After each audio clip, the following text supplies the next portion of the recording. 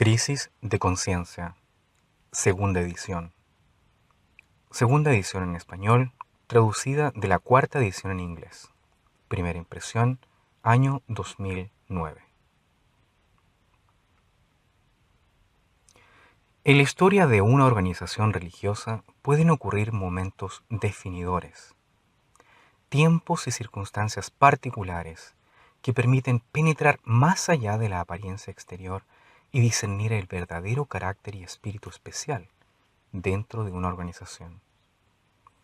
La imagen propia de la organización, su mentalidad dominante y el punto de vista de ésta, la fuerza motivadora y el modo que tiene para responder a los retos o los desafíos, entonces pueden distinguirse con más claridad.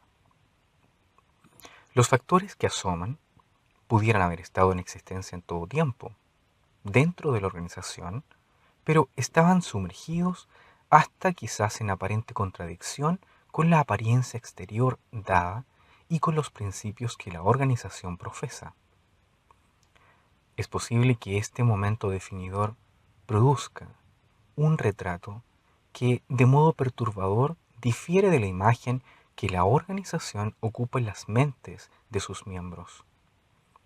Y tal periodo definidor hasta pudiera pasar de la noticia si los que están adentro de la organización ocupan técnicas efectivas para suprimir tales pensamientos.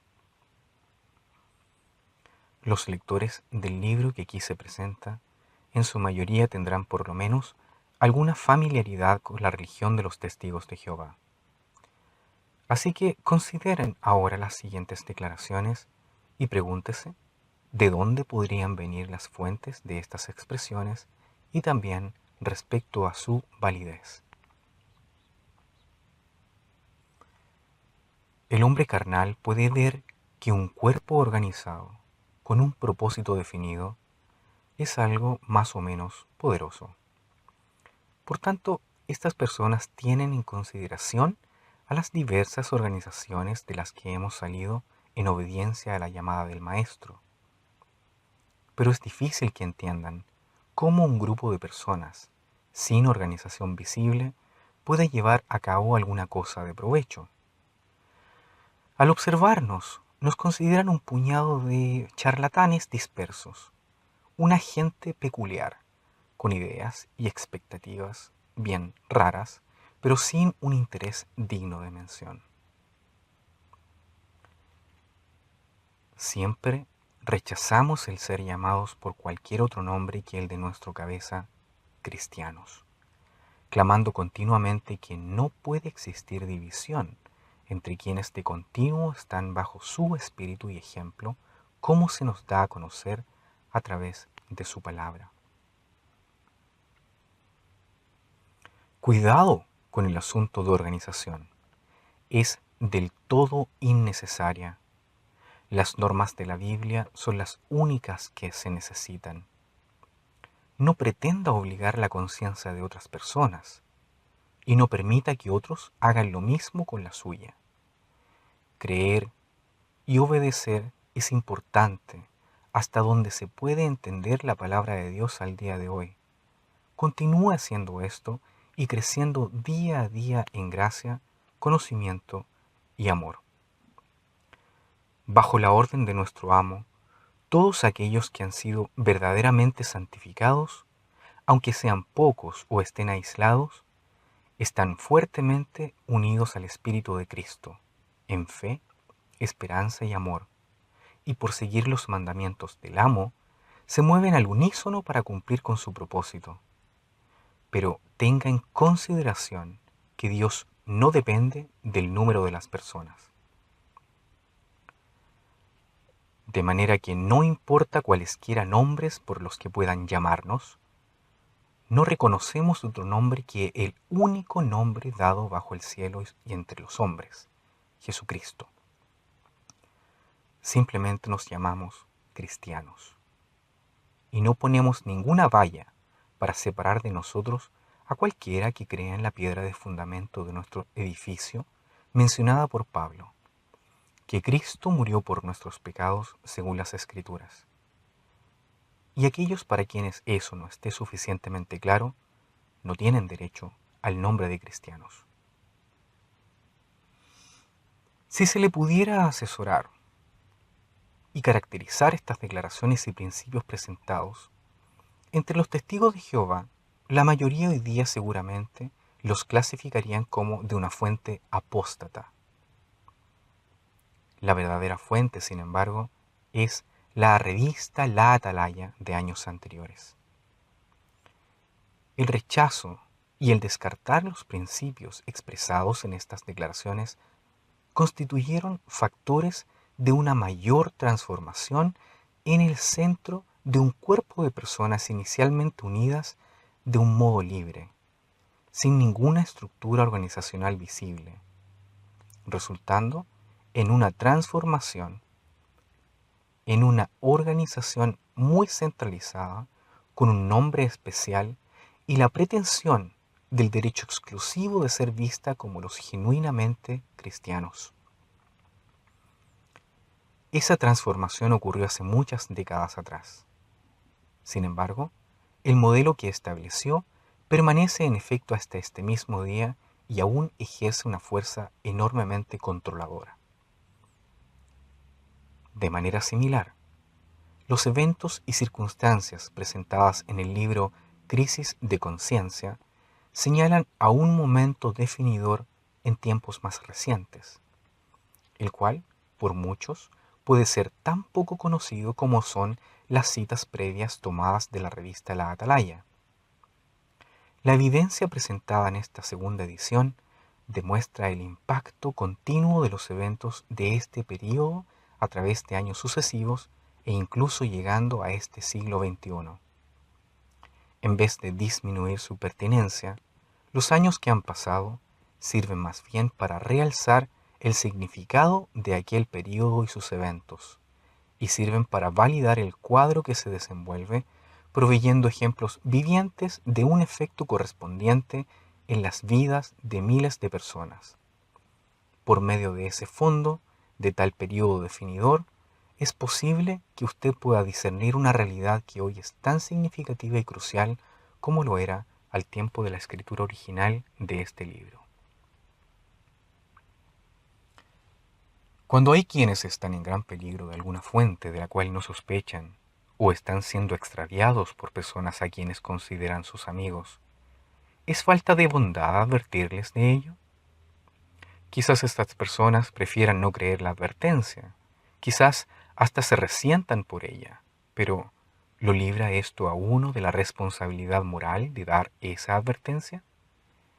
La Atalaya, 15 de junio de 1974. La vida es incierta, y cuando muere un hombre, lo que él conoce muere juntamente con él, a menos que él lo transmita mientras aún está vivo. Lo que este libro contiene se escribió debido a cierto sentido de obligación para con personas a quienes amo sinceramente.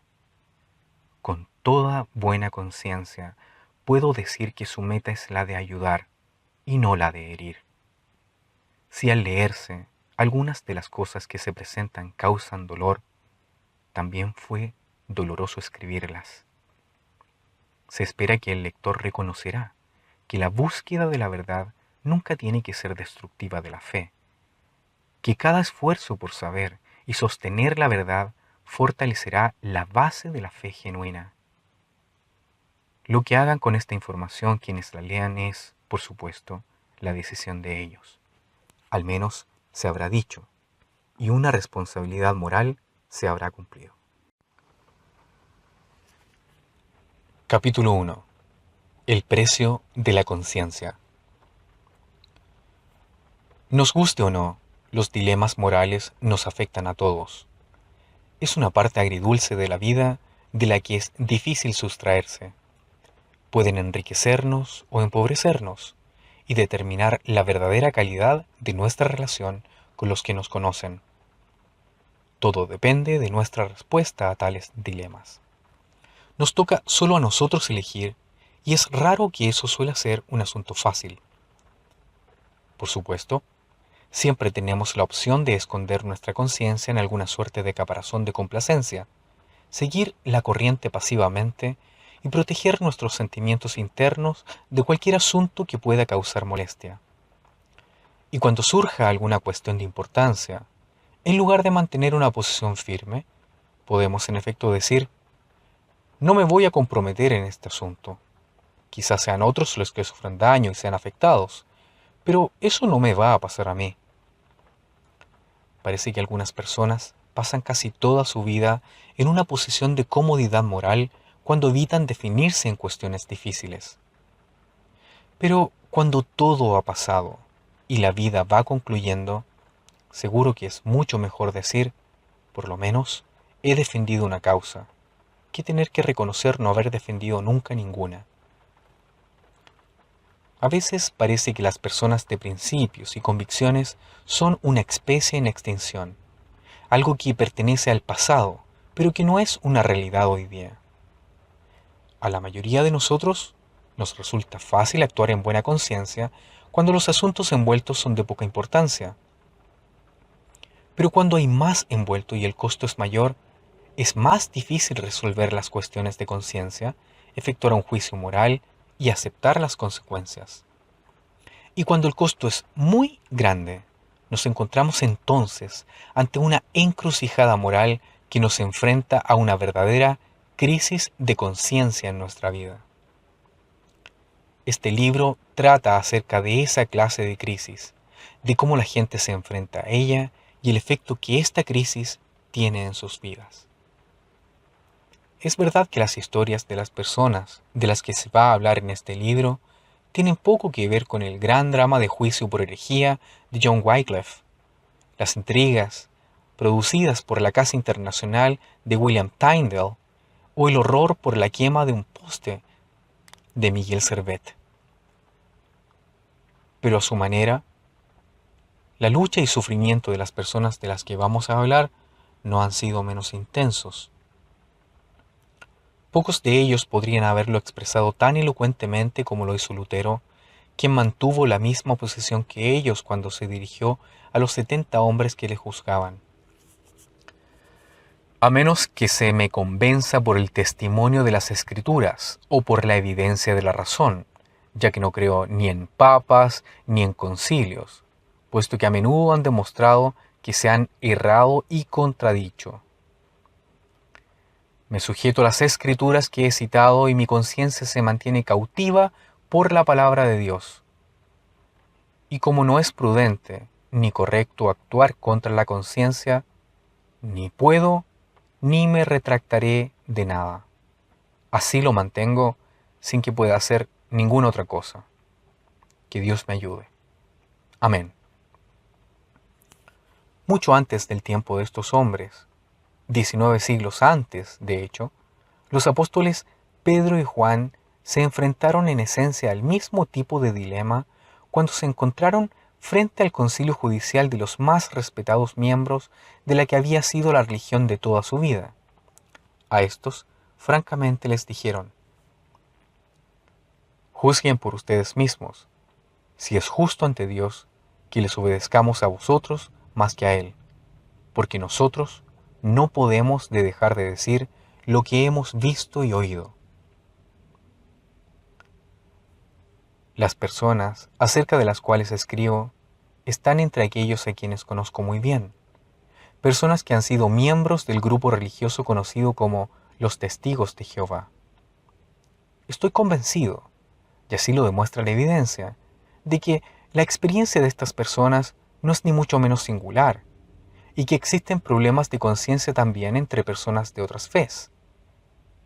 En realidad, se están enfrentando al mismo dilema al que tuvieron que enfrentarse Pedro y Juan y hombres y mujeres de siglos posteriores. Esto es, la lucha por mantenerse fieles a su conciencia personal ante la presión de la autoridad religiosa. Para muchas personas, eso representa una lucha emocional tremenda. Por un lado, se sienten impelidas a rechazar que autoridad humana alguna se interponga entre ellos y su Creador, también a rechazar el dogmatismo religioso el legalismo y el autoritarismo y adherirse a la enseñanza de que es Cristo Jesús, y no algún otro grupo religioso humano, la cabeza de todo hombre. Por otro lado, se enfrentan al riesgo de perder amigos de toda la vida, de ver sus relaciones de familia afectadas de manera traumática y de sacrificar una herencia religiosa que puede provenir de varias generaciones. Ante semejante disyuntiva, las decisiones nunca son fáciles. Por tanto, lo que aquí se describe no es solo una tormenta en un vaso de agua, o la narración de ciertos desacuerdos existentes en una religión minoritaria. Creo más bien que el que se considere este informe es de vital importancia, y que aunque el tamaño de la religión en cuestión sea pequeño, los asuntos tratados aquí no lo son en absoluto, pues abarcan cuestiones que han llevado constantemente a hombres y mujeres de todos los tiempos a la misma clase de crisis de conciencia. Lo que está en juego es la libertad para buscar la verdad sin restricciones arbitrarias y el derecho a disfrutar de una relación personal con Dios y su Hijo sin la sutil mediación sacerdotal de entidad humana alguna. Y aunque pueda parecer que mucho de lo que se describe aquí solo tiene que ver con la organización de los testigos de Jehová, la realidad es que los asuntos fundamentales que se tratan afectan también a cristianos de todas las creencias. Para los hombres y mujeres que conozco, no ha sido bajo el precio que han tenido que pagar por creer firmemente que no es prudente ni recto ir en contra de la conciencia. Muchos se han visto de repente privados de sus relaciones familiares debido a una acción oficial religiosa, privados de relación con sus padres, con sus hijos e hijas, con sus hermanos y hermanas e incluso con abuelos y nietos. Tampoco pueden seguir teniendo asociación libre con amigos de toda la vida, por los que todavía sienten afecto profundo, ya que tener tal asociación comprometería también a esos amigos. Incluso ven cómo se denigra un buen nombre, algo que les ha podido llevar toda la vida, y todo lo que ese nombre significa en la mente y el corazón de quienes los conocían.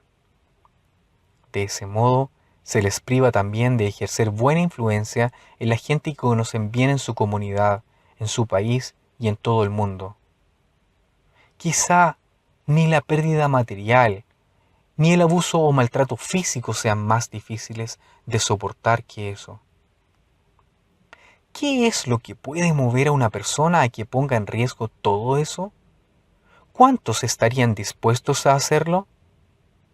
Por supuesto hay, y siempre ha habido personas que estarían dispuestas a arriesgar alguna de las cosas o todas ellas debido a orgullo terco, a satisfacer el deseo de ganancia material, por deseo de poder, de prestigio, de prominencia o por el simple placer carnal. Pero cuando la evidencia muestra que nada hay de eso, y que los hombres y mujeres envueltos reconocen que sabían que lo que les esperaba era todo lo contrario, entonces, ¿qué? Lo que ha sucedido entre los testigos de Jehová provoca una singular y profunda reflexión sobre la naturaleza humana. Aparte de los que tuvieron que enfrentarse a la expulsión por causa de su conciencia, ¿qué hay de la mayoría? Los que se vieron forzados a dar apoyo a aquellas expulsiones y que permitieron que se rompieran relaciones de familia o amistades de tanto tiempo. No se duda de la sinceridad de muchas de estas personas, ni del hecho de que sientan o hayan sentido angustia por tener que llevar a cabo lo que ellos entienden que es un deber religioso. Pero, ¿cuáles fueron las motivaciones y los razonamientos que los motivaron? Con respecto a los asuntos que aquí se consideran, lo notable es que muchas personas de las que se trata, si no la mayoría, han estado asociadas con los testigos de Jehová durante 20, 30, 40 o más años. En lugar de tratarse de, comillas, elementos marginales, han sido frecuentemente miembros muy activos y productivos de la organización. Incluye a personas que fueron miembros prominentes de la Oficina Central Mundial de los Testigos en Brooklyn, Nueva York, hombres que fueron superintendentes viajantes o ancianos, mujeres que pasaron muchos años en la obra de evangelizar y misional. Cuando llegaron a ser testigos, es muy probable que cortaran toda relación con los amigos que tenían y que eran de otras creencias, ya que los testigos de Jehová disuaden a que se tenga asociación con alguien de afuera. Por el resto de sus vidas, sus únicos amigos han sido los de su propia comunidad religiosa. Algunos han edificado todo su proyecto de vida alrededor de las metas propuestas por la organización, permitiendo que eso controlara cuánta formación académica recibirían, la clase de trabajo que harían, si decidirían casarse y tener o no tener hijos. Su inversión fue muy grande y tuvo que ver con algunos de los más apreciados valores en la vida. Pero ahora ven cómo todo eso desaparece rápidamente y en cuestión de solo unas horas. Personalmente creo que esta es una de las características extrañas de nuestro tiempo, el que las más severas medidas encaminadas a restringir cualquier manifestación de conciencia personal provengan de grupos religiosos que anteriormente se habían distinguido precisamente por defender la libertad de conciencia. Los ejemplos siguientes de 3 hombres diferentes puede ilustrar lo que se dice. Todos eran profesores de prestigio en sus respectivas religiones, y lo que les ocurrió sucedió en el mismo año.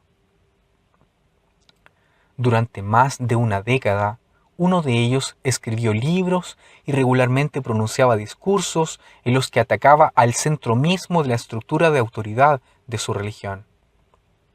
Otro de ellos dio un discurso ante un auditorio de más de 1000 personas en el que abordó asuntos relacionados con las enseñanzas de su organización religiosa tocante a cierta fecha clave y su significado en el cumplimiento de la profecía bíblica.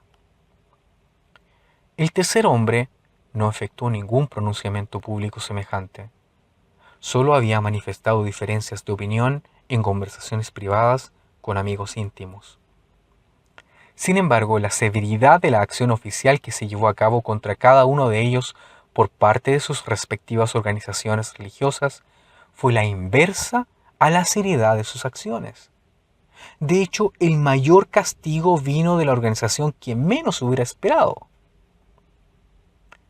La primera persona descrita es el sacerdote católico romano Hans Kung, profesor de la Universidad de Tubinga, Alemania.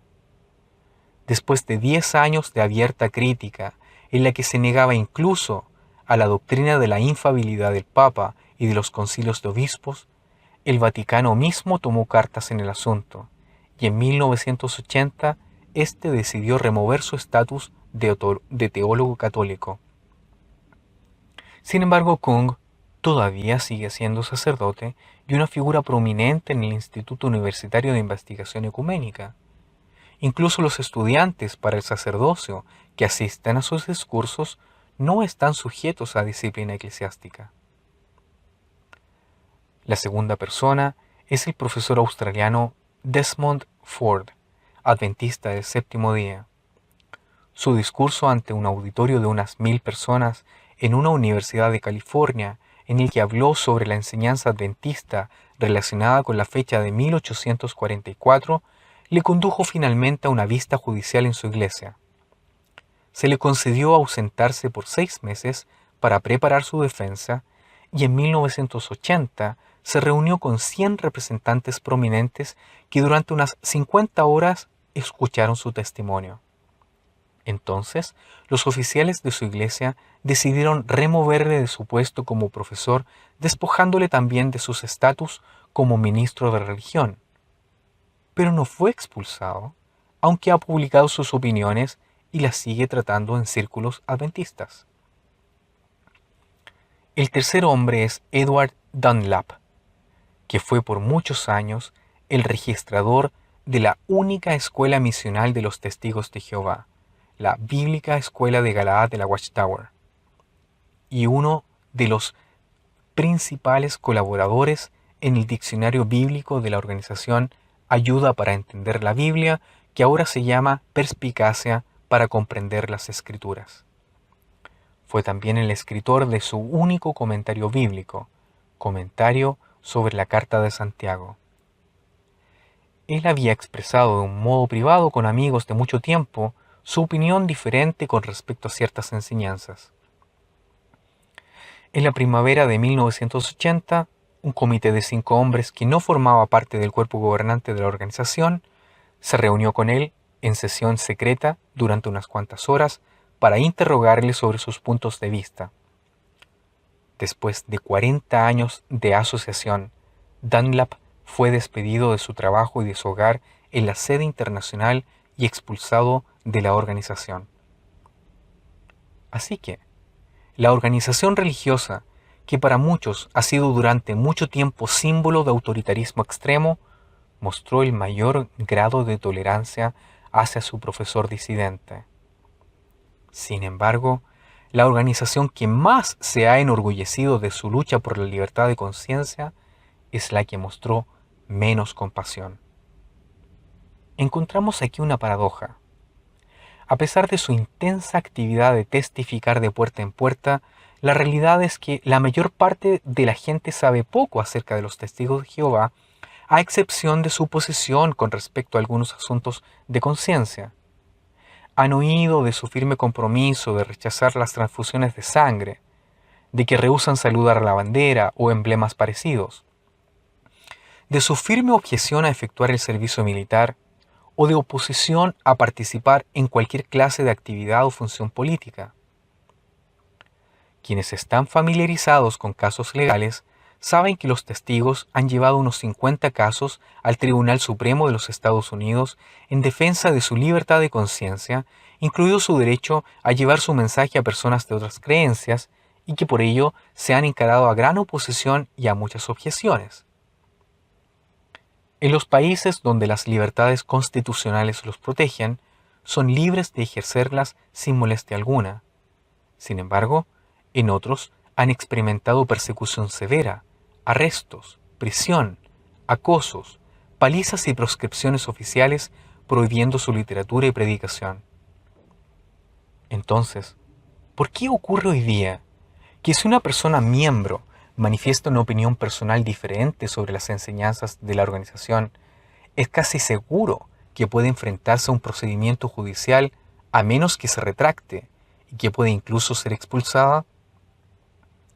¿Cómo pueden racionalizar quienes llevan a cabo esos procedimientos lo evidentemente contradictorio de esa posición? Al mismo tiempo surge la pregunta de si aguantar persecución severa y maltrato físico de parte de opositores es en sí mismo suficiente evidencia de que se cree en la importancia de mantenerse leal a la conciencia, o por el contrario puede ser simplemente el resultado de estar preocupado por adherirse a las enseñanzas y normas de una organización, y que si sabe que si se violan tales, traerá acción disciplinaria. Se podría argumentar que el asunto no es tan fácil como parece, que hay otros aspectos cruciales que también están en juego. Por ejemplo, ¿qué hay del orden y la unidad religiosa?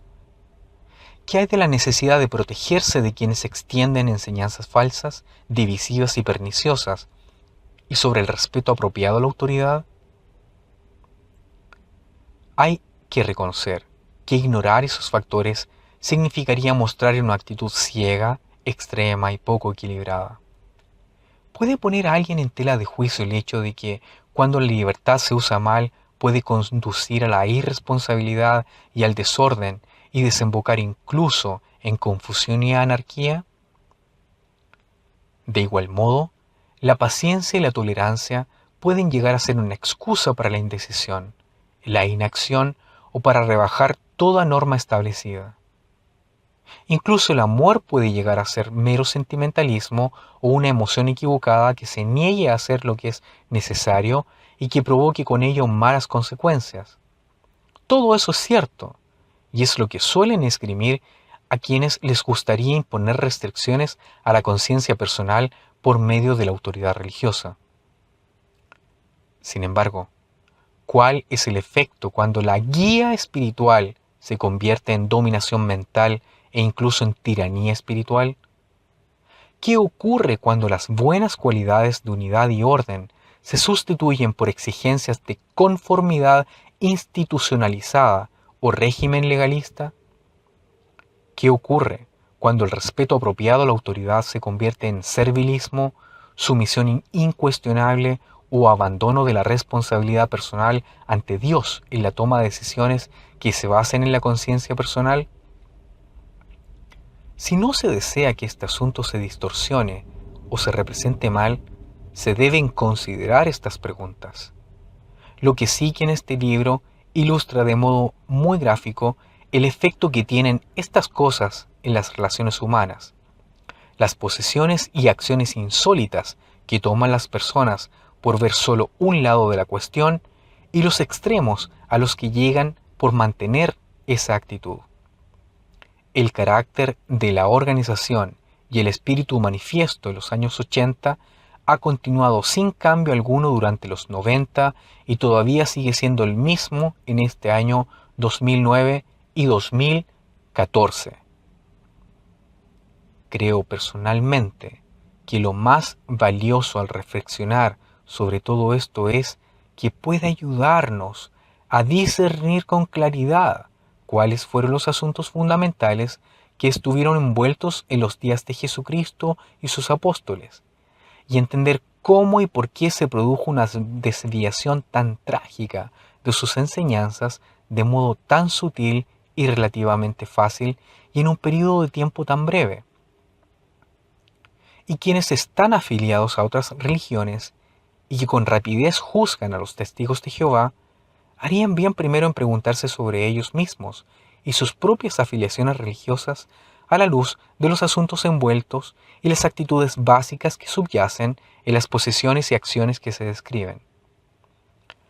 Para buscar las respuestas a estas preguntas es necesario ir más allá de las personas afectadas e introducirse en el interior de la estructura de una organización religiosa peculiar, de su sistema de enseñanza y control, y descubrir cómo llegan a ciertas decisiones y políticas los hombres que la dirigen, además de investigar hasta cierto grado su pasado histórico y sus orígenes. Todo esto con la esperanza de que las lecciones que se aprendan ayuden a poner de manifiesto las causas fundamentales del problema religioso envuelto y señalen a lo que se necesita para que las personas que procuran ser genuinos seguidores de Jesucristo puedan disfrutar de paz y fraterna unidad.